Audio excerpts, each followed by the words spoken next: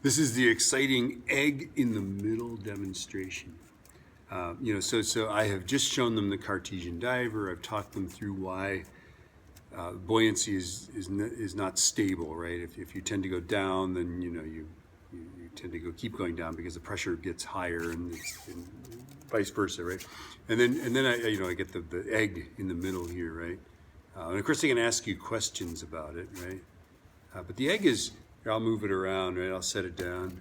And you can see the egg is moving up and down. It's quite stably in the middle of this, right?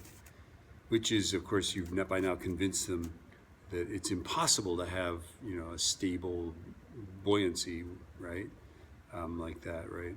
And of course, the trick is that the bottom of this is saturated salt water. The top of this is fresh water, right? So to do this, what I did was last night I put a bunch of salt in there until I saturated the solution. So I just keep adding salt. I use hot water because I'm lazy and I want it to happen fast. And then I let it sit overnight and it gets nice and clear, right? I put the egg on top of it, that's key. And then I carefully pour the fresh water in so it hits the egg and kind of goes sideways, and then it kind of fills up above the egg. But it's a very good discrepant event, I think.